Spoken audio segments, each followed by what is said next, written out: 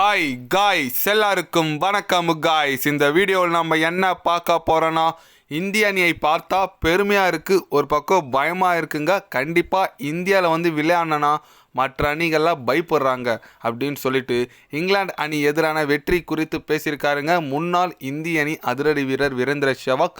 அது மட்டும் இல்லாமல் 5வது T20 போட்டியும் இந்தியா தான் வெல்லும் அப்படின்னு சொல்லிட்டு பேசியிருக்காரு. அவர் என்ன பேசினார், ஏது பேசினார் சொல்லிட்டு வீடியோ டீட்டெயில்டாக பார்க்கலாம். அதுக்கு முன்னே நீங்கள் நம்ம சேனலுக்கு புதுசாக வந்திருந்தீங்கன்னா ஒரு சப்ஸ்கிரைப் மட்டும் பண்ணிவிட்டு வாங்க, வீடியோக்குள்ளே போகலாம். ஆமாங்க, இந்தியா வர்சஸ் இங்கிலாந்து பார்த்தீங்கன்னா 4th T20 போட்டி இந்திய அணி வெற்றி பெற்றது இல்லாமல் தொடரையும் வென்றுட்டாங்க. அது குறித்தும் இப்போ 5வது T20 போட்டி குறித்து வீரேந்திர சேவாக் என்ன சொன்னார் கேட்டிங்கன்னா, இந்திய அணி நினச்சா எனக்கு ரொம்ப பெருமையாக இருக்குங்க. கண்டிப்பாக மற்ற அணிலாம் இந்தியாவில் விளையாட பயப்படுறாங்க, தோத்தா எதனா காரணம் சொல்கிறாங்க.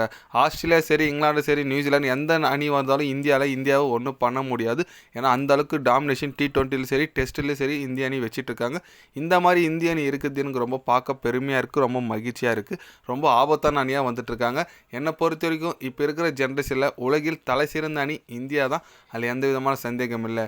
கட்டாயம் 5வது T20 போட்டியும் இந்திய அணி வெற்றி பெற்று இந்த தொடரை 4-1 சொல்லிட்டு தான் முடிப்பாங்க. அதுதான் என்னோட கருத்து அப்படின்னு சொல்லிட்டு வீரேந்திர சேவாக் பார்த்தீங்கன்னா சிம்பிளாக பேசி முடிச்சிருக்காரு. எஸ், அவர் சொல்கிறது கரெக்டுங்க. ஏன்னா T20 பார்த்தீங்கன்னா தொடர்ந்து கன்சிடியூட்டாக 17 சீரீஸ் ஜெயிச்சிருக்காங்க இந்தியாவில். அதனால் கண்டிப்பாக இந்திய அணி ஒரு நல்ல ஒரு டீமாக வந்துட்டுருக்காங்க இந்த ஜென்ரேஷன் பொறுத்த வரைக்கும். கரெக்டு தான். பட் இந்திய அணி இப்போ T20யில் ஓகே, பட் ODIலையும் சரி டெஸ்ட்லேயும் சரி கொஞ்சம் போரான ஃபார்மல் தான் இருக்காங்கன்னு சொல்லணும்.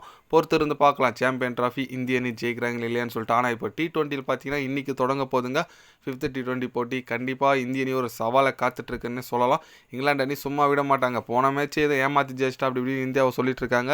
ஆனால் அந்த அளவுக்கு எனக்கு கேட்டால் இல்லை. இந்திய அணி அது ஒரு ICC ரூல்ஸில் தான் இருக்குது. ஏன்னா சிவன் துபாக் பதில் ஹர்ஷித் ராணா எடுத்துகிட்டு வந்தீங்க அது இப்படினாங்க. அது என்னை பொறுத்த வரைக்கும் பார்த்தீங்கன்னா அது ICC ரூல்ஸில் இருக்குது.